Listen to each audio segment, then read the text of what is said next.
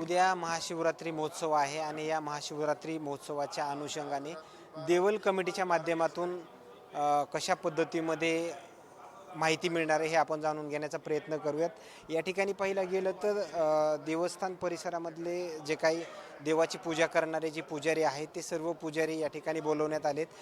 त्यांना काही वेगळ्या सूचना असणार आहेत का हे पाहणं तेवढंच महत्त्वाचं ठरणार आहे। माझ्यासोबत देवल कमिटीचे अध्यक्ष जे आहेत देशमुख सर माझ्यासोबत आहेत। देशमुख सरांसोबत चर्चा करतो। काय आता पुजाऱ्यांसोबत वगैरे काय चर्चा झाल्या, काही सूचना वगैरे देण्यात आल्या? नाही, हे ब्रह्मवृंद आमच्या इथं आहेत. त्यांना लाईन व्यवस्थेमध्ये त्यांचा सहभाग असतो आणि त्यांना 24 तासांमध्ये विविध विविध ठिकाणी लाईन व्यवस्थेमध्ये त्यांची सेवा आम्ही या ठिकाणी घेतो देवस्थान ट्रस्ट. आणि आता पाहिलं पोलीस प्रशासन देखील सज्ज झालं आहे। वरिष्ठ पोलीस अधिकाऱ्यांना जे बंदोबस्तामधले जे काही पोलीस आहेत त्यांना सूचना देखील देण्यात आलेल्या आहेत। मात्र देवल कमिटीच्या परिसरामध्ये पूर्ण किती कॅमेरे वगैरे सज्ज आहेत? नाही, साधारण आता 150च्या आसपास कॅमेरे मंदिर परिसर आणि आजूबाजूला या ठिकाणी आम्ही तैनात केलेत आणि ते सतत रेकॉर्डिंग होत असतं आणि त्याचं रेकॉर्डिंग साधारण 3 आठवड्यापर्यंत टिकतं. म्हणजे कुठल्याही घटना आपल्याला त्या ठिकाणी रिवाइंड करूनही बघता येतात. त्यामुळे या सिस्टीमचं अतिशय सुरक्षेच्या दृष्टीनं आणि भाविकांच्या व्यवस्थेच्या दृष्टीनं अत्यंत चांगल्या पद्धतीनं आम्ही ही व्यवस्था केली आहे. पोलिसांकडे सुद्धा आम्ही त्या ठिकाणी आउटलेट दिलं आहे, तिथंही ते ऑब्झर्व करतात.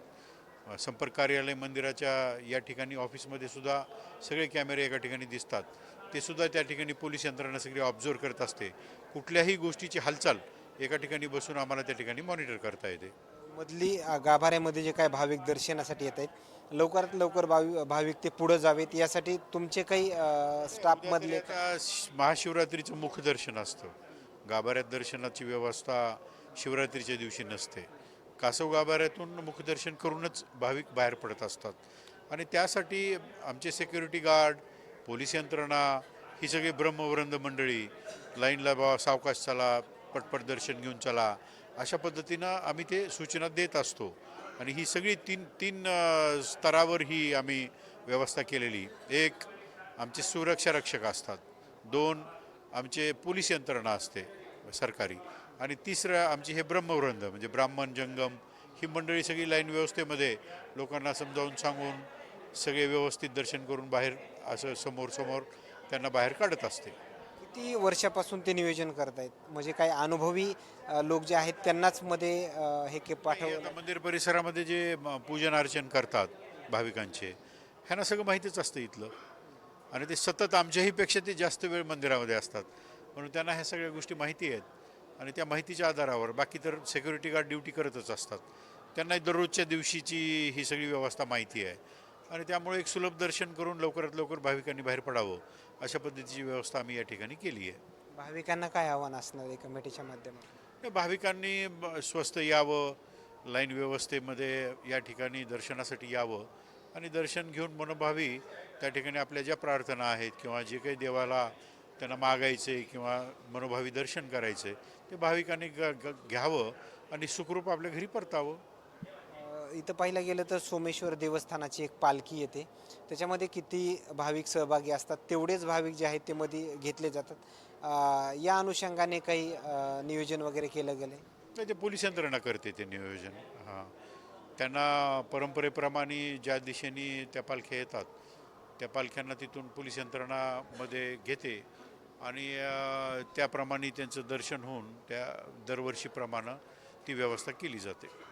त्या महाशिवरात्रीचं विशेष महत्त्व काय आहे? हे 12 ज्योतिर्लिंगापैकी 5व्या नंबरचे ज्योतिर्लिंग आहे. परल्याम वैजनाथंच पूर्वोत्तरे परलिकाभिधाने गिरिजा सभेतम सततं नमामि. या ठिकाणी मंदिरांनी दर्शनाची सुलभ व्यवस्था केलेली आहे. अनादी काळापासून हे मंदिर आहे. 12 ज्योतिर्लिंगापैकी एक आहे. 5व्या नंबरचे ज्योतिर्लिंग आहे. या ठिकाणी दर्शनाची रांग आता रात्री 12 वाजल्यापासून ते उद्या रात्री 12पर्यंत 24 तास दर्शनाची रांग चालते आहे आणि व्यवस्था ही पुरोहित मंडळी पण त्याच्यामध्ये व्यवस्था सहभाग होत असतात. या ठिकाणी पहिला अभिषेक जो आहे कलेक्टरच्या हाताने लघुरुद्र या ठिकाणी दरवर्षी होतो. 11 ब्रह्महस्ते तो लघुरुद्र असतो. त्याच्यानंतर 8 वाजता सर्व भाविकांचे अभिषेक सुरू होतात. आता तुम्हाला देवल कमिटीचे जे काही सर्व मंडळ आहेत त्यांच्या माध्यमातून काही सूचना वगैरे देण्यात आल्या तसं काही चर्चा? हां, म्हणजे कुठं काही दिसलं तुम्हाला अपेक्षित अनपेक्षित कमी दुसरा माणूस एखादा संदिग्ध व्यक्ती दिसला तर आम्हाला कळवा, असं त्यांचं म्हणणं आहे. बरोबर आहे त्यांचं सांगणं. ओके, धन्यवाद. या ठिकाणी आलेल्या प्रतिक्रिया. मात्र आणखीन काही अपडेट्स मिळतील का हे देखील पाहणं तेवढंच महत्त्वाचं ठरणार आहे. कॅमेरामन उमाकांत फडसोबत सचिन मुंडे, सूर्य दुसबिडिया, बीड, परळी.